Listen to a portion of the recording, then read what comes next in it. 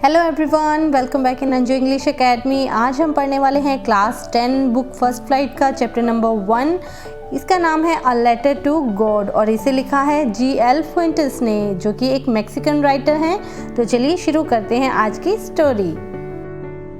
ये कहानी है लैंचो की। लैंचो एक किसान था और उसका घर एक छोटी सी पहाड़ी के क्रेस्ट यानी कि टॉप पर था और उस पहाड़ी से वो अपने कॉर्न फील्ड्स को आसानी से देख सकता था।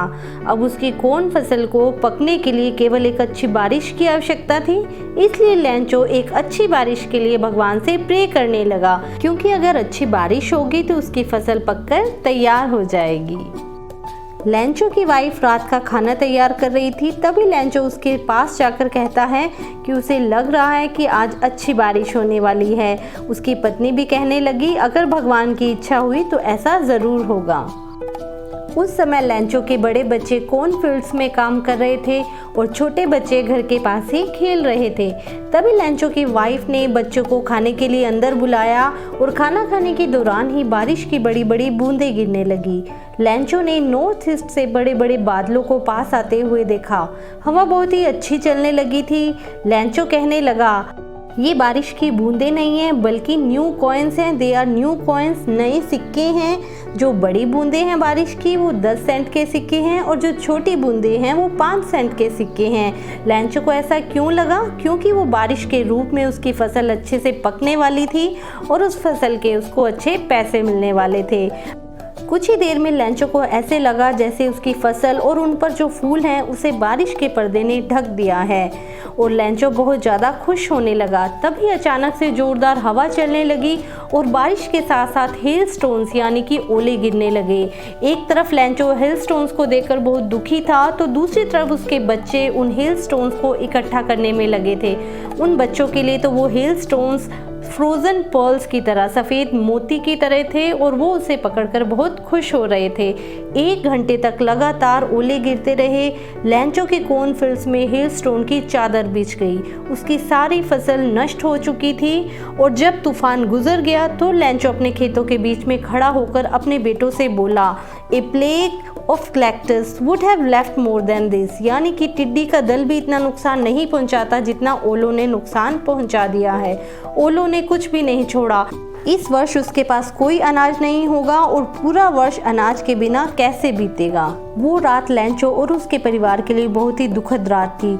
लैंचो का भगवान पर अटूट विश्वास था, इसीलिए संडे की सुबह लैंचो ने एक लेटर लिखना शुरू किया। It was a letter to God. ये भगवान के नाम एक लेटर था और उसमें उसने लिखा, God if you don't help me my family and I will go hungry this year.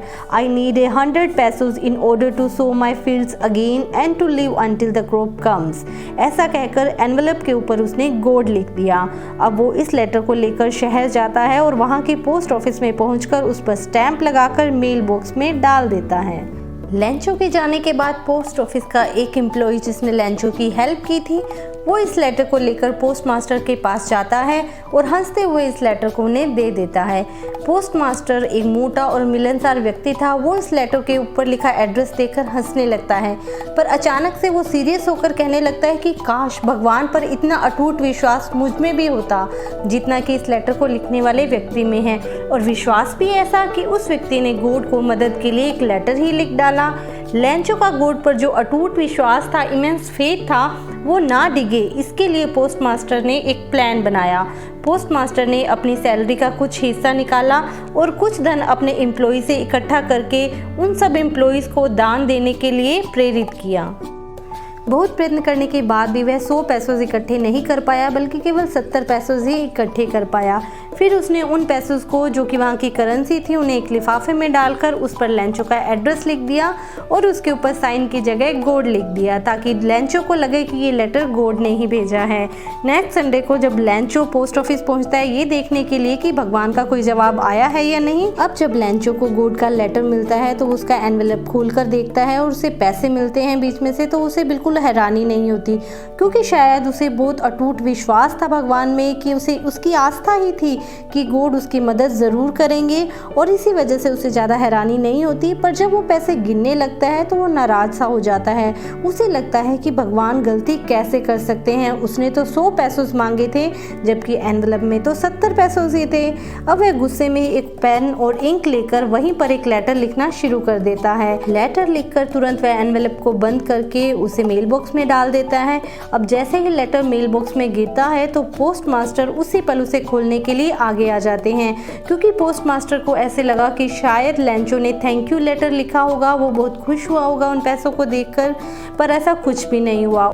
उसमें लिखा था, भगवान जो धन मैंने मांगा था उसमें से केवल 70 पैसों ही मेरे पास पहुंचे हैं, बाकी का धन मुझे जल्दी ही पहुंचाए क्योंकि मुझे इसकी बहुत ही आवश्यकता है, लेकिन इसे डाक के द्वारा मत भेजना क्योंकि पोस्ट ऑफिस के जो एम्प्लॉयज़ हैं वो बहुत ही बेईमान है लैंचो को ऐसे लगा कि भगवान ने तो 100 पैसों ही भेजे होंगे, पर शायद पोस्ट ऑफिस के एम्प्लॉयज़ ने बेईमानी से कुछ पैसे उसमें से निकाल लिए। आपको ये कहानी कैसे लगी कमेंट करके ज़रूर बताना। I will be back with a new video. Till then, take care and keep learning.